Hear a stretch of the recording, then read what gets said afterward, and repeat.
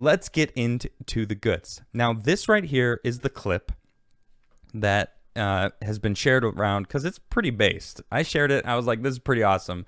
And then I woke up today and I found this article about the effects of what this was. All right, so here he is. Here's Ronaldo. Look at his look when he notices the Coca Cola. Wait for it. He goes, "What is this? Coca Cola?"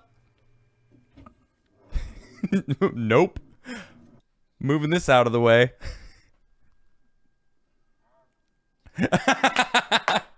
He goes, "Agua." Like, yeah, water. He's an athlete. You think he drinks Coca Cola?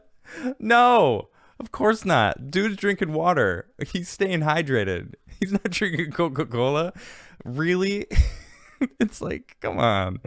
I mean, I don't know if they had if Coca Cola had some sort of a deal to put Coca Colas there, thinking that maybe the athletes wanted it, or maybe they paid to have those two Coca Colas there. Like, he's gonna drink two, let alone one. Just there's two sitting there, and he's like, no, water. Anyway, hilarious.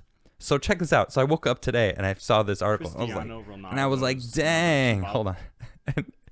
The Coke market value drops $4 billion after shunned by Cristiano Ronaldo. They lost $4 billion in market share. Whoo, dang. Now they're worth 200 and something billion. I think they go into the numbers here.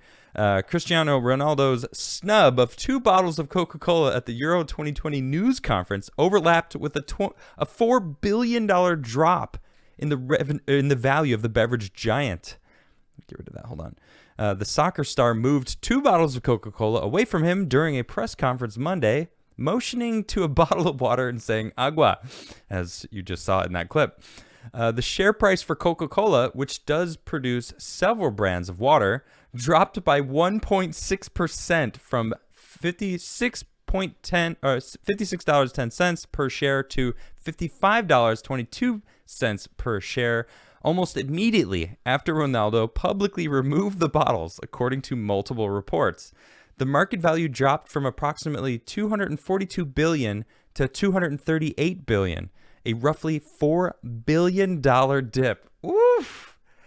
You know what? You love to see it. You love to see it. Why? Because Coca-Cola is terrible for you. Coca-Cola is a sponsor of the Euro 2020 Championship. Players are offered water alongside Coca-Cola and Coca-Cola Zero Sugar on arrival at our press conferences and can choose their preferred beverage. The Union of European Football Associations, which organized the soccer championship, said in a statement to The Hill. Coca-Cola offers a range of drinks to suit different tastes and needs, which are available to players throughout the tournament, the union added. Coca-Cola stock prices continued to dip Wednesday morning. Ronaldo is not the only soccer player to react to the beverages available at press conferences in recent days. France midfielder Paul Pogba moved a bottle of Heineken beer away from him in front of reporters. Pogba is a Muslim who does not drink alcohol. Okay, what? That's even worse. Jeez, that is so much worse. The dude doesn't even drink alcohol, and they're gonna set here, let's just make sure he has a Heineken just in case he wants it. He doesn't drink. You realize how rude that is? Goodness sakes. Oh, man. I can't believe that I just read that. So this is from the Daily Mail. What happens 1 hour after drinking Coke?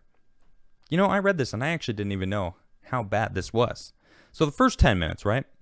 10 teaspoons of sugar hits your system. That is 100% of the recommended daily intake. 100% of your daily sugar intake is in 1 can of soda, of Coca-Cola. You don't immediately vomit from the overwhelming sweetness because phosphoric acid cuts the flavor, allowing you to keep it down. In the first 20 minutes, your blood sugar spikes, causing an insulin burst. Your liver responds to this by turning any sugar it can get its hands on into fat. There's plenty of that in this particular moment. 40 minutes in, caffeine absorption is complete. Your pupils dilate. Your blood pressure rises. As a response, your liver dumps more sugar into your bloodstream. The adrenaline receptors in your brain are now blocked, preventing drowsiness. 45 minutes in, your body ups your dopamine production, simulating the pleasure centers of your brain. This is physically the same way heroin works, by the way. 60 minutes in, the phosphoric acid binds calcium, magnesium, and zinc in your lower intestine, providing a further boost in metabolism. This is compounded in high doses of sugar and artificial sweeteners, also increasing the urinary excretion of calcium. 60 minutes, above 60 minutes, the caffeine's diuretic properties come into play. It makes you have to pee. It is now assured that you'll evacuate the bonded calcium, magnesium, and zinc that was headed to your bones, as well as sodium, electrolyte, and water. And then after that, as the rave inside you dies down, you'll start to have a sugar crash. You may become irritable and or sluggish.